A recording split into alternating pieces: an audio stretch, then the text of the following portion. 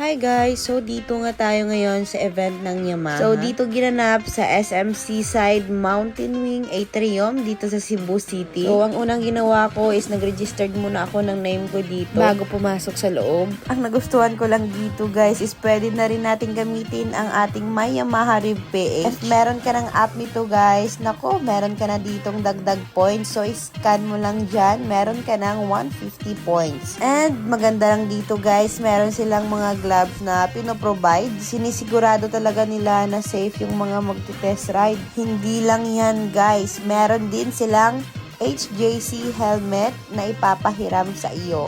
So, after mo gamitin yan, ibabalik mo na din. Meron din dyan mag-assess sa inyo guys, o mupo ka lang.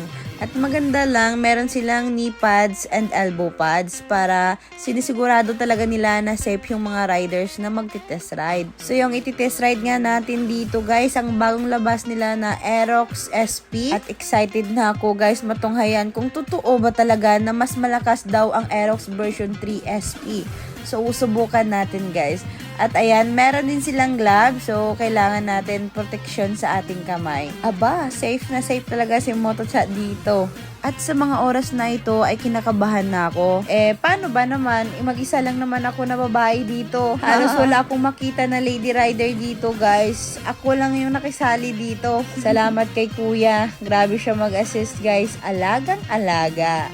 Sana all. Marami po akong nababasang mga comment na pwede po ba sa mga short rider ang Aerox SP na bagong labas? Ay opo, pwedeng-pwede po siya sa mga short rider. Pwedeng-pwede po ito sa mga beginners at sa mga lady riders. Sa pag-upo ko pa lang kanina guys is very comfortable talaga. Sa totoo lang guys, grabe maraming pinagbago sa Aerox SP ngayon. Halos lahat mukhang in-upgrade na. Yung maganda lang guys is yung upuan niya guys, medyo magaspang sa gitna. And mukhang upgraded talaga. Hindi mo makikita yung stocks dito. And alam nyo ba guys, yung set, kasyang-kasya yung full face na helmet. Grabe guys, maganda. So, bali 24.5 liter set storage nito guys ha.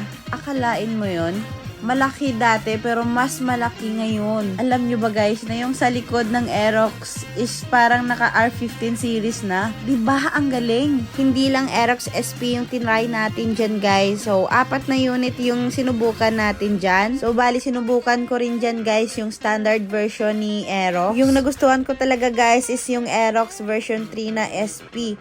So sa mga nagbabalak dyan mag-upgrade ng motor, wag na kayong mag-alinlangan pa. Bili na po kayo ng Aerox SP. Walang katulad, subok na subok. Tsak na magugustuhan ninyo. So, sa mga hindi pa pala nakapag-download ng My Yamaha Rev PH, guys, subukan nyo na mag-download na kayo dahil marami kayong ma-earn na points at tsak na magagamit ninyo sa huli. So, maraming salamat po sa panunood ng video na to. Kung hanggang ngayon nandyan ka pa, mag-comment ka lang sa baba. Mag-hi ka naman. Thank you!